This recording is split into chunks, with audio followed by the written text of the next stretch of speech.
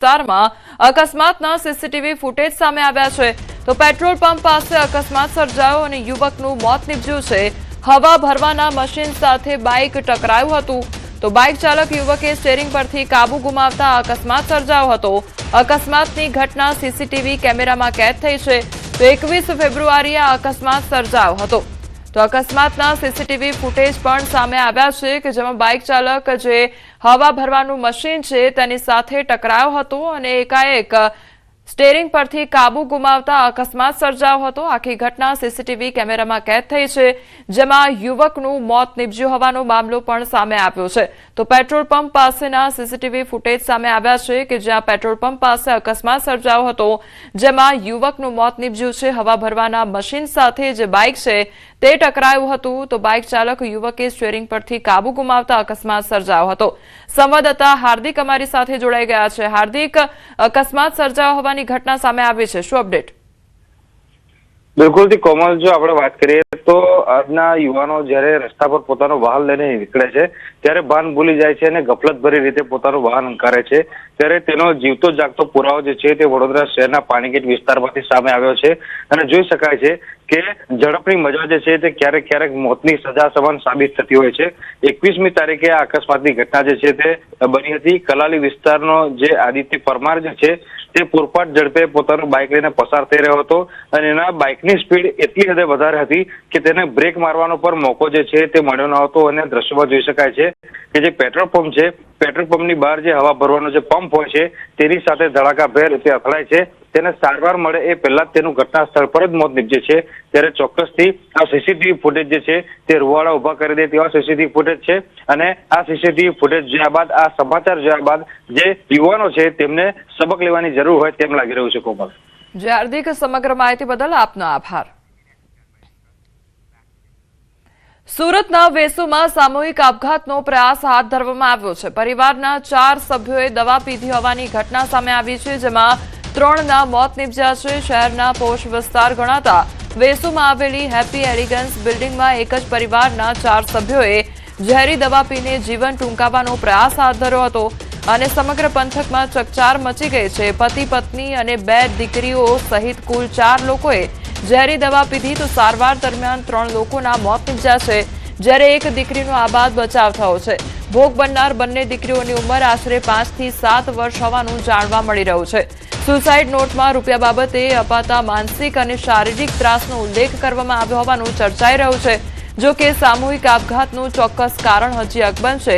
Vesu police કાફલો ઘટનાસ્થળે પહોંચી ગયો છે અને સુસાઇડ નોટના આધારે વધુ તપાસ હાથ ધરી છે।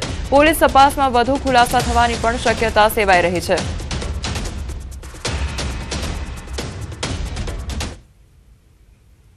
સુરતના વેસુ વિસ્તારમાં એક જ પરિવારના 4 લોકોએ ઝેરી દવા પી આપઘાતનો પ્રયાસ કર્યો છે ત્યારે પરિવારના 3 લોકોના મોત થયા છે।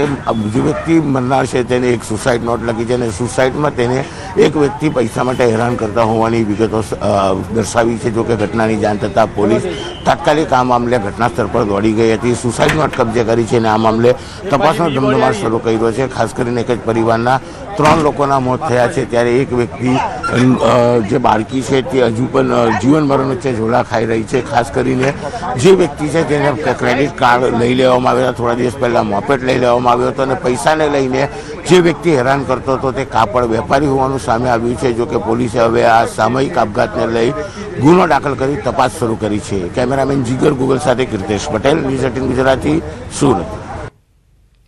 કચ્છમાં બોર્ડર રેન્જ સાયબર સેલની મોટી કાર્યવાહી હાથ ધરવામાં આવી છે। પોસ્ટ ડોરાનું મોટા પાયે વાવેતર પકડાયું છે। કચ્છમાં આઈજીની ટીમની મોટી સફળતા હાથ ધરવામાં આવી છે। ભીમાસરની સીમમાં કરવામાં આવ્યું હતું વાવેતર।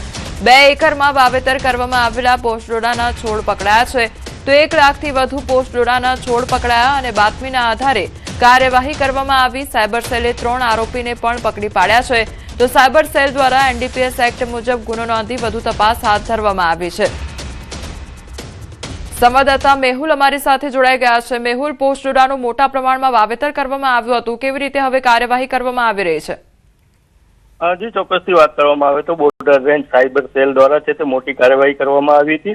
ભીમાસર ભૂટકિયા સીમ વિસ્તારમાં છે તે અંદાજિત 2 એકર જેટલી જમીનમાં પોસ્ટ ડોડા છે તેનું વાવેતર કરવામાં આવ્યું હતું જેને બાતમીના આધારે કાર્યવાહી કરી અને 3 આરોપીઓને ત્યાંથી સ્થાનિકેથી પકડી પાડવામાં આવ્યા છે. આશરે 1 લાખ જેટલા પોસ્ટોડલ છોડ છે તેનું વાવેતર છે તે આ આરોપીઓ દ્વારા કરવામાં આવ્યું હતું. હાલ છે તે સાયબર સેલ દ્વારા NDPS એક્ટ મુજબ ગુનો નોંધી અને વધુ તપાસ છે તે હાથ ધરવામાં આવી છે. જી મેહુલ, સમગ્ર માહિતી બદલ આપનો આભાર.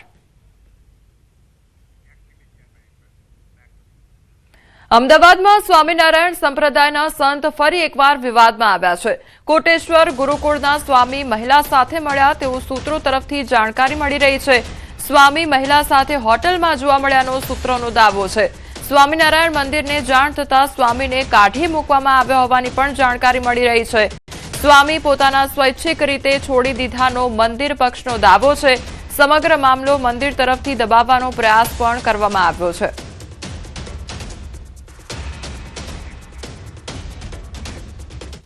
સાબરકાંઠા પોલીસે ફિલ્મી ઢબે વિદેશી દારૂ ભરેલી પિકઅપ વાન ઝડપી પાડી અને ગાંભોઈ પોલીસે આડા હાથરોલ પાસે બાતમીના આધારે ગોઠવી હતી વોચ. ત્યારે પોલીસે પિકઅપ વાન ચાલકનો પીછો કરીને બામણા ગામ પાસેથી ઝડપ્યો છે દારૂ. તો પોલીસે 5.20 લાખની કિંમતની 1476 બોટલ અને ટીન જપ્ત કર્યા છે. પોલીસે પિકઅપ વાન સહિત 10.20 લાખથી વધુનો મુદ્દામાલ જપ્ત કરી વધુ કાર્યવાહી હાથ ધરી છે.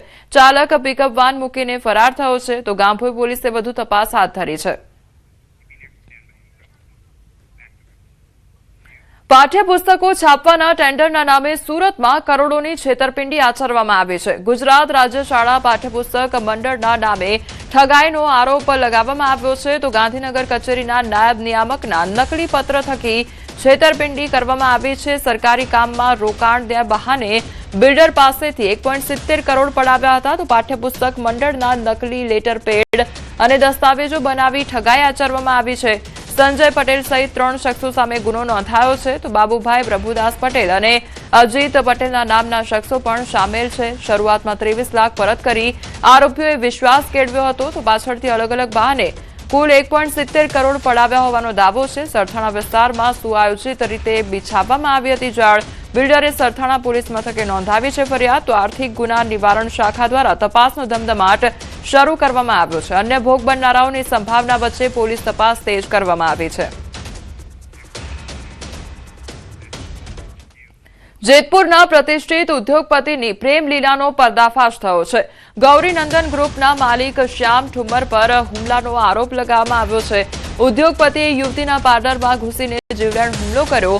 હુમલામાં ઉદ્યોગપતિ અને તેની પ્રેમિકા બંને ઇજાગ્રસ્ત થયા છે. તો 7 વર્ષથી બ્લેકમેલ કરી દુષ્કર્મ આચર્યાનો મહિલાનો આરોપ છે. ઉદ્યોગપતિ વિરુદ્ધ દુષ્કર્મ અને હુમલાની ગંભીર કલમો દાખલ કરવામાં આવી છે. તો હુમલાખોર કારખાનેદાર સામે યુવતીએ પોલીસ ફરિયાદ પણ નોંધાવી છે. સામા પક્ષે ઉદ્યોગપતિએ પણ મહિલા સહિત 3 સામે ફરિયાદ નોંધાવી છે. જેતપુર પોલીસે સામસામી ફરિયાદ નોંધી તપાસનો ધમધમાટ શરૂ કર્યો છે. જેતપુરના ચાપરાજપુર રોડ પર સાડીનું કારખાનું ધરાવતા એક પ્રતિષ્ઠિત ઉદ્યોગપતિની પ્રેમ લીલાનો ભાંડફોડ થયો છે.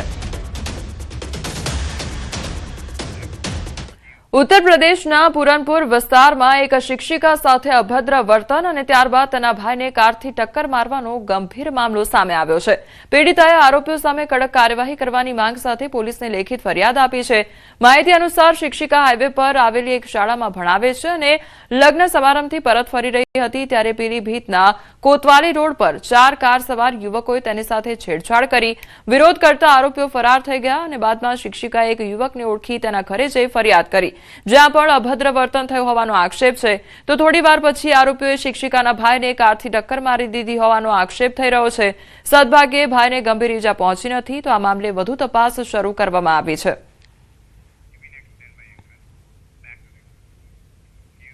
અલવર રાજગઢ મેગા હાઈવે પર પપૈયાથી ભરેલી ટ્રક પલટી ખાઈ ગઈ. તો સદનસીબે અકસ્માતમાં કોઈ જાનહાનિ થઈ નથી અને મોટી દુર્ઘટના ટળી ગઈ હતી. રસ્તા પર પડેલા પપૈયા માટે લોકોમાં પડાપડી જોવા મળી હતી. તો સ્થાનિકોએ દાવો કર્યો હતો કે ટ્રક ખૂબ જ ઝડપે ચાલી રહી હતી અને અચાનક સ્પીડ બ્રેકર પાસે બ્રેક લગાવી હતી, જેના કારણે સંતુલન ગુમાવી ટ્રક પલટી ખાઈ ગયો હતો. ઘટનાની જાણ થતાં પોલીસે ઘટનાસ્થળે પહોંચીને પલટી ગયેલી ટ્રકને રસ્તાની બાજુમાં ખસેડી હતી. તો સ્થાનિકોએ હાઈવે પર ઓવરલોડેડ અને ઝડપી દોડતા વાહનો સામે કડક કાર્યવાહી કરવાની માંગ પણ કરી છે. તેમનું કહેવું છે કે સમયસર નિયંત્રણ નહીં લાવવામાં આવે તો ભવિષ્યમાં ગંભીર અકસ્માતો પણ સર્જાઈ શકે છે. ભરૂચ એ ડિવિઝન પોલીસે રિકવરીના નામે ગુંડાગીરી કરનાર 2 એજન્ટ યોગેશ બેલેરાવ અને સંજુ વસાવાને ઝડપી પાડ્યા છે. બંને આરોપીઓને ઘટનાસ્થળે લઈ જઈને રીકન્સ્ટ્રક્શન કરવામાં આવ્યું. તો ધોમધકતા તાપમાં ખુલ્લા પગે ફેરવી પોલીસે ઘટનાક્રમની પુનઃરચના કરી વાહન ચાલકોને ધમકાવી અને દબાણથી વાહનો કબજે કરાતા હોવાના આક્ષેપ છે. તો ગુંડાગીરી અને માનસિક દબાણના કારણે 43 વર્ષીય વ્યક્તિનું હાર્ટ એટેકથી મોત પણ નીપજ્યું હોવાનો આરોપ લગાવવામાં આવ્યો છે. વધુ એક યુવાને યોગેશ બેલેરાવ વિરુદ્ધ ફરિયાદ પણ નોંધાવી છે. નવી ફરિયાદના આધારે પોલીસે વધુ એક ગુનો દાખલ કર્યો છે. ઓવરટેક કરીને મારી ચાવી કાઢી લીધી ને નામ બતાવ્યું કે યોગેશ ભાલેરાવ ને મને એવું કીધું કે તારી ગાડીના લોન બાકી છે, તારે આ ગાડી છોડાવી હોય તો તારે મને 27,000 રૂપિયા જગ્યા પર આપવા પડશે. મેં કીધું કે સાહેબ આ ગાડી મારી ભાઈબંધની છે. તો કે ના ભાઈ આ ગાડી તારી બાકી છે, 27,000 તું મને આપશે તો જ ગાડી તારી જવા દઈશ. મેં મારા કઝિનને બોલાવીને 27,000 એને આપ્યા ને પછી મારી પાસે ગાડીની ચાવી લઈને ગાડીની ચાવી આપીને પછી જતો રહ્યો. રાજકોટના જંગલેશ્વરમાં ડિમોલેશન બાદ કાટમાળ ખસેડવાની હવે કામગીરી હાથ ધરવામાં આવી છે. 1500 જેટલા બાંધકામનો કાટમાળ ખસેડવાની કામગીરી ચાલુ છે. સતત 2 દિવસ સુધી ડિમોલેશનની કામગીરી જંગલેશ્વર વિસ્તારમાં ચાલી હતી. આગામી થોડા દિવસ સુધી કાટમાળ ખસેડવાની કામગીરી ચાલશે.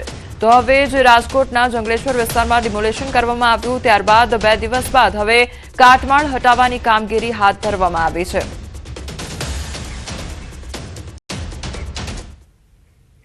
આપ નેતા જિગીશા પટેલ પર હુમલાને પાટીદાર અગ્રણી લાલજી પટેલે નિવેદન આપ્યું કે તેમણે કહ્યું છે કે ગુનેગારો સામે કડક કાર્યવાહી કરવામાં આવે.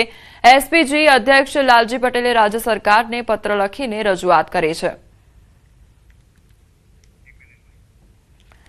તો આમ આદમી પાર્ટીના જે કાર્યકર્તા છે તેમની પર હુમલો થયો હતો. જિગીશા પટેલ પર હુમલો થયો અને ત્યારબાદથી જ અનેક નિવેદનો સામે આવી રહ્યા છે. તો દીકરીને ન્યાય આપવા માટે પણ માંગ કરવામાં આવી છે કે તમે જે પણ અસામાજિક તત્વોએ હુમલો કર્યો હોય એમને કડકમાં કડક સજા કરવામાં આવે અને જાહેર વરઘોડો કાઢવામાં આવે. કારણ કે પાટીદાર દીકરી ઉપર હુમલો થયો છે. તમે રાજકીય જે કિન્નાખોરી રાખતા હોય તમે તમારી રીતે કરો. અમે કોઈ રાજકીય પાર્ટી સાથે એસપીજી જોડાયેલું નથી, પણ આ બેન એ પાટીદાર સમાજની બહાદુર દીકરી છે એને ન્યાય મળવો જોઈએ. જૂનાગઢના ભવનાથ પોલીસે કીર્તિ પટેલનું નિવેદન લીધું છે અને મૃગીકુંડમાં સ્નાન મામલે પોલીસે નિવેદન લીધું છે. તો 1 કલાક ચાલી કીર્તિનું નિવેદન લેવાની પ્રક્રિયા અને નિવેદન નોંધાવ્યા બાદ કીર્તિની પ્રતિક્રિયા સામે આવી છે. સત્ય એ સનાતન છે, સનાતન સત્ય છે તેવું કહ્યું છે.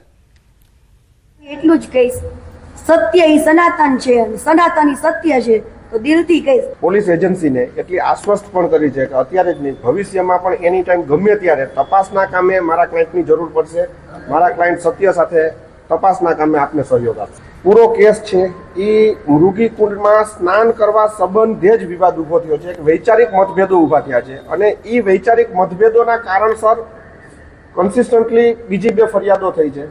એટલે આ કેસના મૂળ સુધી પહોંચવું એ જ સત્ય બહાર લાવશે. મારા ક્લાયન્ટ નિર્દોષ છે એ સંબંધે અમે અમારો પક્ષ છે એ નામદાર કોર્ટ સમક્ષ, નામદાર પોલીસ સમક્ષ સારી રીતે મૂકશું.